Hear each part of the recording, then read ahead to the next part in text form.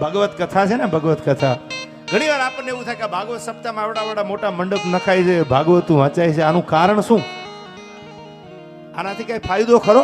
આપણને આવું ઘણી વાર કોઈને ખબર ન પડતી હોય, વિચાર આવતા હોય કે આવું બને ખરું, પણ હવે પ્રસંગ સાંભળજો, મજા આવશે.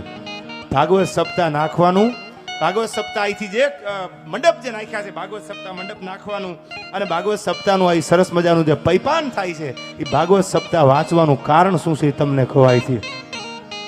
મોરબી પરગણું, મચ્છુ કાંઠો અને મોરબીની બાજુનું પંખીના માળા જેવું ગામ.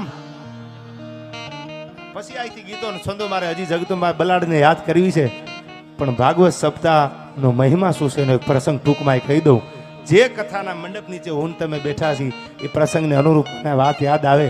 ભાગવત સપ્તાહની તાકાત શું હોય. મોરબી પરગણાના મોરબીની બાજુનું આજુબાજુનું પંખીની માળા જેવું ગામ, અને એ ગામ અને ગામમાંથી એક આયરનો દીકરો ઘોડે ચડ્યો ભાઈઓ. બાગડદા બાગડદા બાગડદા બાગડદા બાગડદા ઘોડાની પડગલી મંડી વાગવા. પોતાના ગામડેથી પોતાના ભાઈબંધના ઘરે આવ્યો. પોતાનો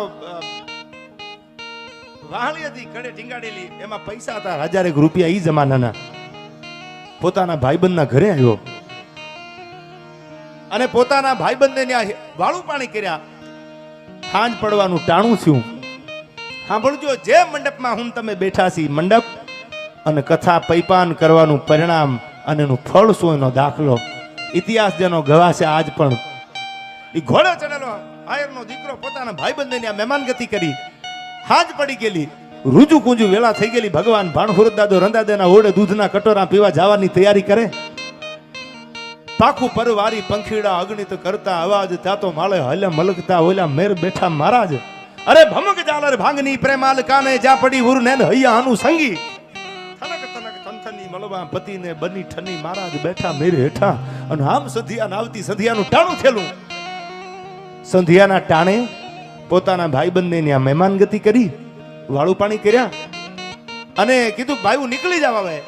ત્યારે પોતાનો ભાઈબંધ એમ કહે છે, હામદભાઈ અંધારું થઈ ગયું છે, રૂંજુ કુંજુ વેળા થઈ ગઈ છે, હવે ધીરી ધીરી ધીરી રાત જામવા માંડે, પણ રેવા દે ને, જવા દે ને.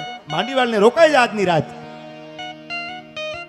આજની રાત રોકાઈ જા અને સવાર પડે અહીંથી તારી ઘોડી તૈયાર કરજે. કે ના ભાઈબંધ મારે રોકાવા એવું છે ને, મારે જવું પડે. પણ ન માન્યો. હામટ લોખીલ નામનો આયરનો દીકરો પોતાના ભાઈબંધને કહે છે કે મને જવા દે, મારાથી રોકાવા એવું છે નહીં. ભાગવત સપ્તાહનું મહત્વ શું છે એની વાત આપને કરું. ત્યારે પોતાના ભાઈબંધે કીધું કે હામદભાઈ